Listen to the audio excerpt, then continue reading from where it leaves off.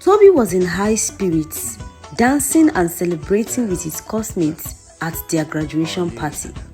The famous 4 years don't waka from the artist's Style Plus boomed loudly and they all cheered widely. Finally, their journey of 5 years in the engineering faculty was coming to an end. As he danced, Toby felt a striking headache at the back of his head.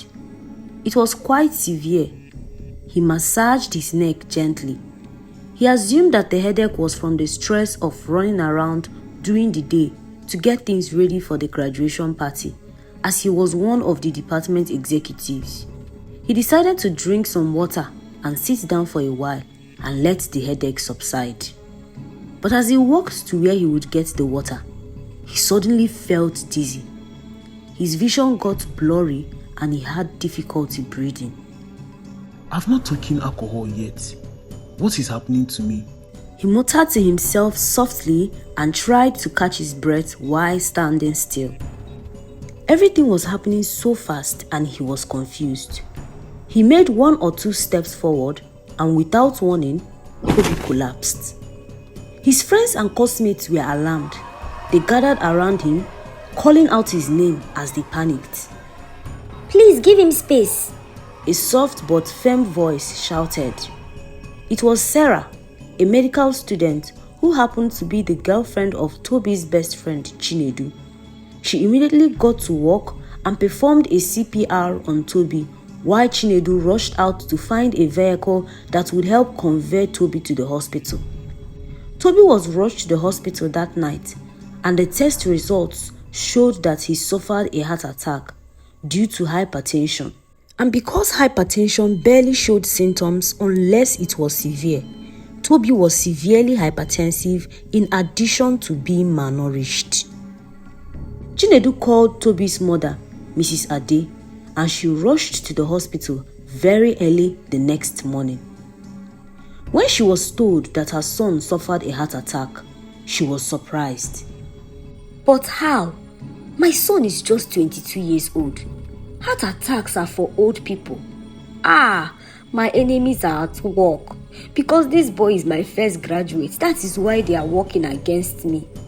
The doctor calmed her down and told her, This is not about your enemies. Come with me. Your son is awake now. Let's go and see him and I will tell you what the real problem is. They went into the ward and met Toby, who was conscious but looked weak. Chinedu and Sarah were also in the ward with him as well. Chinedu and Sarah wanted to leave, but the doctor told them to stay back because what he was about to say was important for them to hear as well. Just then, dietitian Ada stepped into the ward. The doctor had called her as well to join in counseling Toby, his mother and friends. The doctor began, Toby, you experienced a heart attack. Thank God that Sarah performed the CPR and maintained your pulse. If not, it could have been more fatal.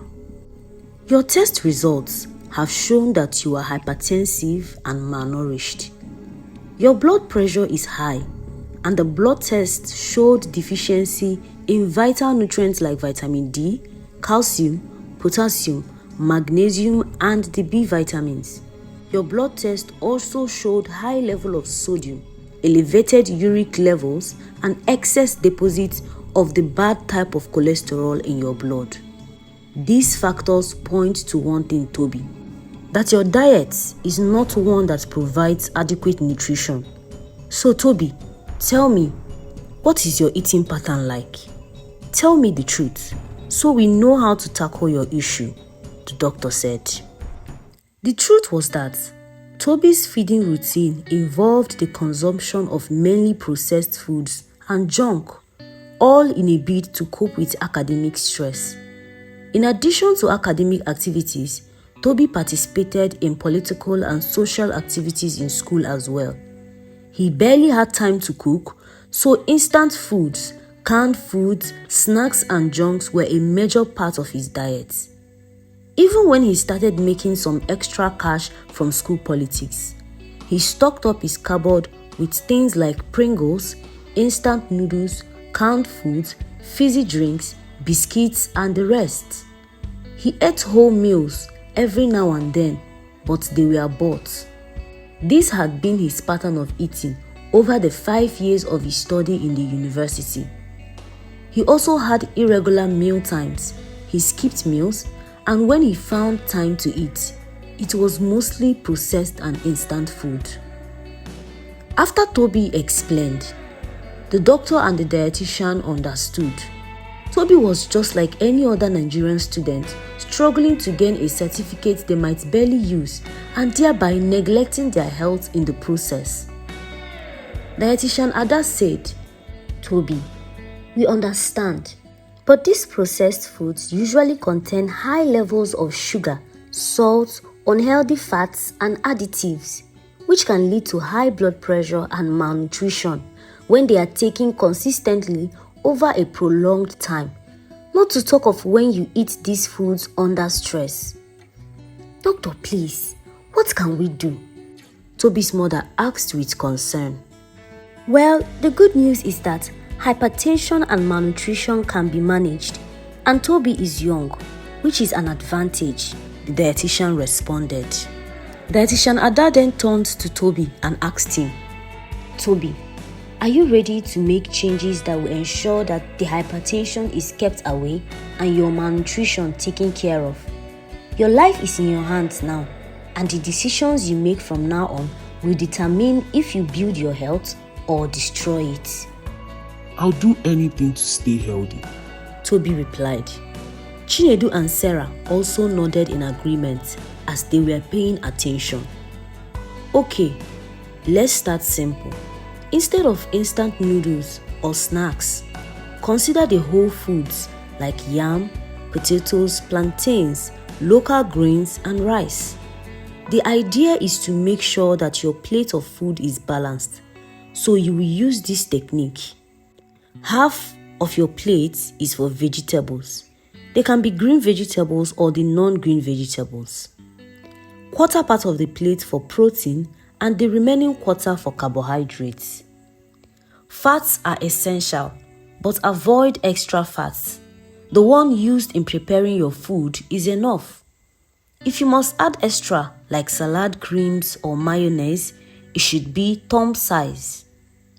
Water should be your main drink.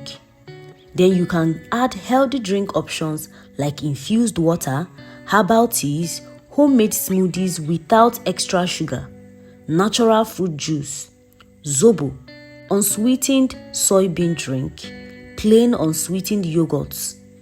These drinks have natural sugar in them, so don't add extra. You must avoid extra salts. The salt used in cooking the food is okay. Use more of natural spices and less seasonings to avoid extra salts. Fruits are important, but you must follow the guide I will give you so that you don't consume them in unhealthy amounts. The processed foods can come in once in a very long while, but that is after you have restored your blood pressure back to normal and eliminated the malnutrition. Processed food must never be the basis of your diet again. Dietitian Ada went ahead to show Toby and his friends some healthy cooking techniques and referred them to some sites where they could get healthy tips for cooking. She explained measurements and portion control to them. She also emphasized on the importance of exercise, enough sleep, and reduced screen time. The next day, Toby was discharged. Some medications were prescribed to him, and Dietitian Ada gave him a food guide that would help him. Equipped with the new knowledge of better nutrition, Toby was ready to make the necessary changes to get his health back to optimum. With the support of his mother, family members, and his friends, he was able to achieve that, and he never had the heart attack occurring again. He became an ambassador of good nutrition and exercise after having that near-death experience. You don't have to experience what Toby did before you start taking care of your health. Na person wey dey alive dey pursue money. Na person wey dey alive dey pursue certificates. Remember that the cost of taking care of your health is way cheaper than the medical pills you would spend to revive a failing health. Keep eating healthy, and until we come your way next time in another video, always remember that you are what you eat.